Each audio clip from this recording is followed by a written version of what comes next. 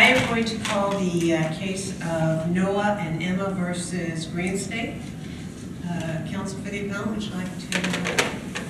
Good morning, Your Honor. Joshua Newby on behalf of Green State.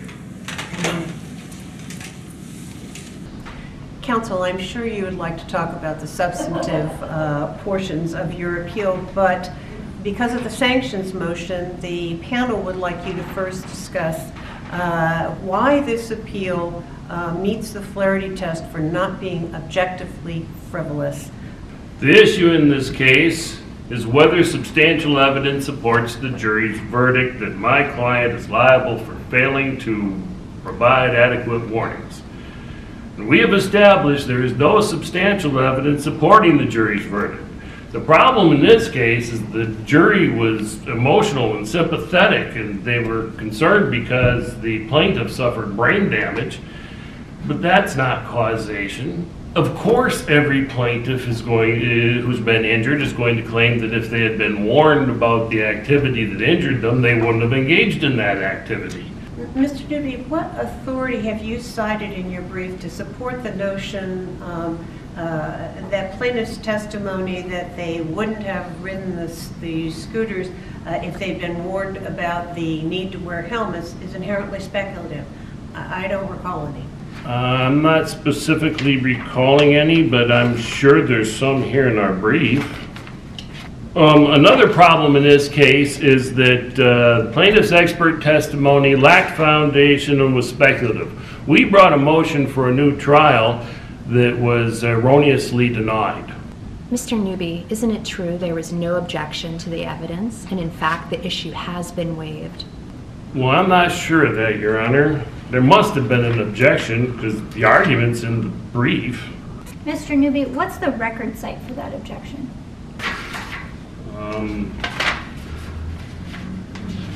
Mr. Newby, while you're looking for that record site, perhaps we should hear from respondents.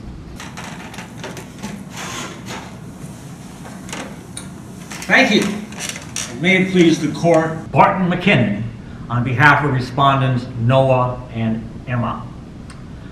California courts have the inherent power to dismiss frivolous appeals.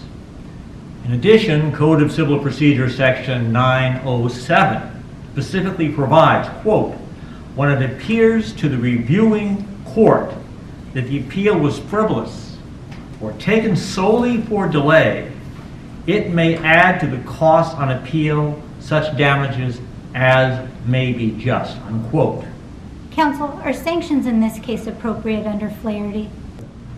Yes, Your Honor. The Flaherty factors absolutely have been satisfied in this case. Is that an objective or a subjective standard? Both. The improper motive standard is tested subjectively. The focus is on the good faith of appellant and counsel. Now here, while the appeal is bonded, the purpose of this appeal is to harass my client because Green Snake simply does not like the result of the jury's verdict. The second standard is tested objectively. That is, whether the case lacks any merit from a reasonable person's perspective. Now here, appellant omitted facts from the record, made affirmative misstatements regarding the record, including specifically misstating that an objection was made to expert testimony in order to manufacture a basis for appeal. They also have made legal arguments that lack any citation to authority whatsoever. It is important to note that the two standards are in the alternative, each providing an independent basis for sanctions. We believe that the sanctions are warranted under either standard based on their conduct in this case. Mr. Newby, have you found that record site the court's asked for? Not yet. Mr. Newby, please explain why your appeal should not be found to be frivolous and why you haven't violated the professional rule 3.1 and 3.3. Well, Your Honor, professional rule 3.1 says that a lawyer shall not bring or continue an action, conduct a defense, assert a position in litigation or take an appeal without probable cause, and for the purpose of harassing or maliciously injuring any person. It's a two-part standard. We need both prongs. We bonded this appeal. The interest accruing on the judgment means that plaintiffs cannot establish that there's any harm that they suffer due to the lack of finality caused by this appeal. Even if the court believes that the appeal lacks merit, Greensnake had a legitimate interest in trying to establish that this kind of self-serving, after-the-fact conclusion does not establish substantial evidence. It does not arise to substantial evidence.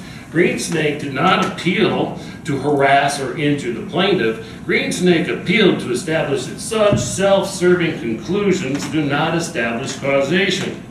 Our arguments have been brought in good faith. They are supported by existing law. The problem is that there's no controlling authority in California.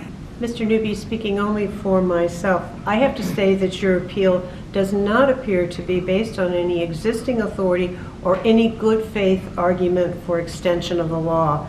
You falsely represented to this court that in the appeal that there was an objection, and you repeated that representation to the court. And our review of the records, my review of the record, says that no such objection was made. Your apparent lack of candor to this court is very concerning. Let's hear from the respondent regarding the appropriate amount of sanctions that should be awarded in this matter. The sanctions payable to my client should reflect what is necessary to redress the undue burden that they have suffered, and also to deter the same type of conduct in the future. Now, the factors relevant in this court's determination of the amount of sanctions to be awarded include: 1, the amount of respondent's attorney's fees on appeal; 2, the amount of the judgment against the appellant; 3, the degree of objective frivolousness and delay; and 4, the need for discouragement of like conduct in the future. Appellant's conduct caused my seriously injured clients to expend what funds they had on hand in an obviously frivolous appeal. But appellant and his counsel didn't just harm my clients. This appeal caused this court to expend many hours to assess false claims of error. It also delays justice for the many deserving parties who really have genuine issues.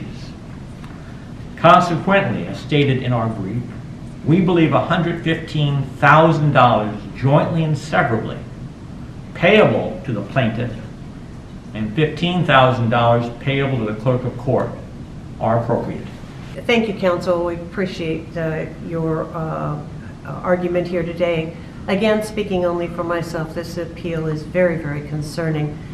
Mr. Newby, you should be aware that in the event this court awards sanctions, which appears likely at this point, we must report them to the State Bar pursuant to the Business and Profession Code, Section 6086.7. And you should familiarize yourself with your own duties to report under that code. Thank you, counsel.